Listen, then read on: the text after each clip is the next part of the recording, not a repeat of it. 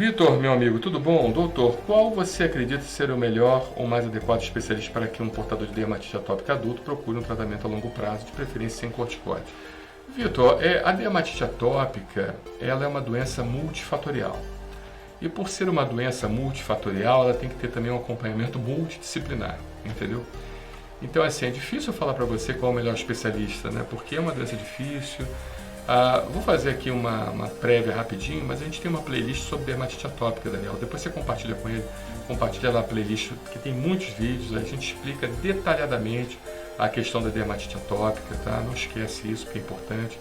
Eu vou falar rapidamente aqui, a dermatite atópica, ela pode estar relacionada com vários fatores. A primeira coisa é a barreira epitelial nossa, né? A primeira barreira do sistema imunitário inato, aquele que a gente nasce com ele. E essa barreira epitelial dérmica, ela pode estar afetada porque faltam as chamadas proteínas de junção, as filagrinas, as claudinas e outras proteínas de junção menos comuns, mas eu falei as mais importantes, né? O que são proteínas de junção? São aquelas proteínas que ligam as células dermatológicas e fazem com que elas fiquem coesas e, consequentemente, faz com que, então, a barreira epitelial ela fique íntegra, ok? Então, essa é a primeira questão. Muito bem. Você precisa analisar direitinho essa barreira epitelial e uma forma que a gente tem de compensar essa deficiência das proteínas de junção é justamente a hidratação. A hidratação com produtos antialérgicos. Muito importante que você veja isso, porque não adianta você usar um hidratante que tenha perfume ou qualquer outra substância irritativa que vai piorar mais ainda. Então tem que ser uma hidratação com produtos hipoalergênicos. Hipoalergênico nem digo, antialérgico é a melhor conduta. E sempre fazer ela várias vezes ao dia, 3 vezes ao dia pelo menos, e quando você tomar banho, até 5 minutos você aplicar aquela hidratação no corpo inteiro. Se banhar sempre com sabonete hidratante, né? Porque o sabonete hidratante também é antialérgico, ele vai te ajudar, e na hora que você sair do banho, até 5 minutos você se hidrata, porque o corpo da gente, a pele da gente, funciona igual uma esponja, sabe? E quando a gente toma banho, a gente hidrata a pele e a gente passa aquela camada hidratante na pele, e passando a camada hidratante funciona como se fosse um selador. A gente sela a nossa pele mantendo então aquela água que nós nos hidratamos durante o banho estável ali, hidratando mais ainda, tá bom? Então eu espero ter te ajudado em relação a isso. Outra coisa também que a dermatite atópica pode estar relacionada é justamente aos alimentos que a gente faz uso, né? Então, assim, tem um grupo da medicina que pensa que alimento não tem nada a ver com dermatite atópica. Eu já sou um entusiasta da interação dos alimentos da dermatite atópica. Então, assim, se você tem sintomas dermatológicos importantes e testes alérgicos positivos, né? Apesar disso ser controverso, que eu entendo o argumento dos outros colegas que entendem que isso é controverso, mas se você tiver alguns testes alérgicos positivos, talvez fosse interessante você pensar na possibilidade de procurar um especialista e pedir orientação para uma orientação nutricional em relação àquilo, tá bom? A questão também dos aerolérgenos. O aerolérgeno, aquela ácaro, poeira, mofo, pelo de animal, tudo aquilo que está no ambiente, a gente respira aquilo, também é algo que pode estar relacionado com a dermatite atópica, tá? Não sei se você entende, mas a gente inala e a gente ingere aquilo que está no meio ambiente, aquilo que está no ar. Então você tem os alimentos e uma classe acima dos alimentos são os ingestantes.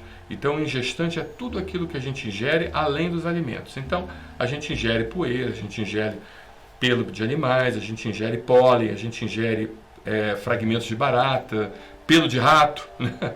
Você, tanta porcaria que tem no ambiente, isso acaba entrando na nossa saliva, vai se misturando e a gente vai engolindo aquilo ali, né? E principalmente o ácaro, né? Que o ácaro, o Dermatophagoide pteroníceos, ele está presente em 85% da superfície do planeta Terra. A Blomea tropicalis também, aqui no Brasil, por ser tropical, né? Blomea tropicalis, que é um tipo de ácaro, e o Dermatophagoide farinha. Então, o ácaro, que é o principal indutor de processo alérgico respiratório já mediado, ele pode estar também no ambiente que você vive, principalmente no colchão e travesseiro. Por isso que a gente manda forrar o colchão e travesseiro, com material impermeável do tipo Napa ou PVC, para a gente evitar esse contrato desse ingestante, a gente não deglutir esse ingestante, e esse ingestante, por sua vez, ele não ser absorvido pelo trato gastrointestinal e não ser eliminado, então, pelo suor. Né? Não sei se você percebe, mas as regiões que mais são acometidas são as regiões de dobras, as regiões onde sua muito. Por quê? Porque ali tem muita eliminação de suor e junto com o suor vai o fragmento do alérgeno, vai o fragmento do aeroalérgeno, vai o fragmento do alimento. E aquele processo ali pode causar então um processo irritativo. Lembrando novamente que essa questão alimentar ainda é controversa. Eu sei que pode haver alguns colegas aqui que vão dizer que não tem nada a ver. Eu entendo o seu ponto de vista, eu entendo e respeito o seu ponto de vista. Lembrando que a medicina é a ciência das verdades transitórias. Eu sou um grande entusiasta que mostra a relação de dermatite atópica com alergia alimentar, até porque também aquela influência neuroendócrino-moral, você que é médico, aquela influência neuroendócrino-moral do intestino em outras partes do corpo, né? Cerebral, na pele, tudo isso. Mas depois é um bate-papo que a gente conversa isso mais à frente. Outra situação também é a disbiose da pele, tá? E também do intestino. Você vê que é interessante, né, que eu estou falando aqui de alergia alimentar, eu estou falando dessa questão do desbalanço das células bacterianas, das bactérias que nós temos, bactérias boas e ruins, o desbalanço do intestino e também do uso do lactobacillus para tratar a dermatite atópica. Por que o lactobacillus melhora em alguns casos a dermatite atópica, né? Quando a gente faz em altas doses, com a indicação do seu médico? Por quê? Porque existe uma ligação do intestino. O intestino é o segundo cérebro, o intestino é o único órgão que tem neurônios, é o único órgão que transmite informação para todo o corpo, entendeu? Então, a gente, quando regula a flora intestinal, a gente também melhora o quadro de processo inflamatório dermatológico. Qual é a explicação para isso? Entendeu? Aí a gente vê a relação da alergia alimentar em manifestações neurológicas, de comportamento e também, como o próprio autismo, um grande entusiasta disso, uma referência mundial nessa ligação de autismo com alergia alimentar é o professor Adherbal Sabra, que é um grande profissional, que inspira muitos profissionais aqui no Brasil, entendeu? Inclusive eu sou inspirado pelo professor Adherbal Sabra, gosto muito das publicações que ele faz, e ele mostra essa relação muito estrita entre hipersensibilidade alimentar e também autismo, por exemplo. E por que isso também não pode acometer a pele? E por que um paciente, ao fazer uso de lactobacilos, ele vai estar melhorando sua pele? Qual é a explicação para isso, né? Parece coisa de louco, mas é verdade. Ou seja, o intestino é o segundo cérebro. O intestino ele precisa ser visto de uma forma assim muito carinhosa, né? As pessoas dão pouco valor ao intestino, comem tudo quanto é porcaria, o intestino precisa ser muito visto.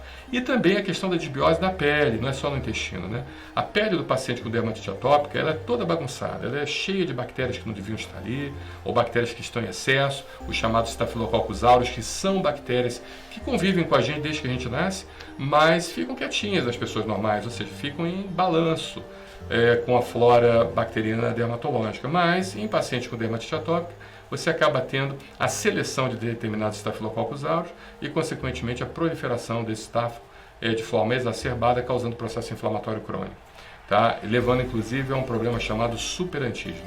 Então, essa questão também do uso dos Staphylococcus aureus, do trabalho que a gente vai ter que ter contra os Staphylococcus aureus, ou pelo menos contra a regulação da sua flora na pele, é muito importante. Aí a gente usa antibióticos, usa hidratantes com lisado bacteriano, a gente usa antibióticos orais e antibióticos tópicos para evitar a recolonização, né? Colocar antibiótico tópico no nariz ou no umbigo, né? Para evitar a recolonização por aquele super Staphylococcus aureus que vem a levar ao chamado superantígeno, que causa o processo inflamatório crônico. Assim, eu podia me estender muito, mas o Daniel vai colocar nos comentários a playlist sobre dermatite atópica. Ali tem tratamento, tem tudo, tem um monte de coisa ali.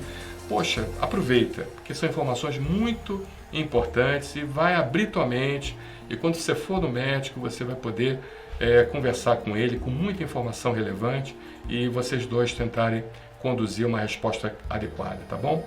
Espero ter te ajudado. Muito obrigado pela pergunta.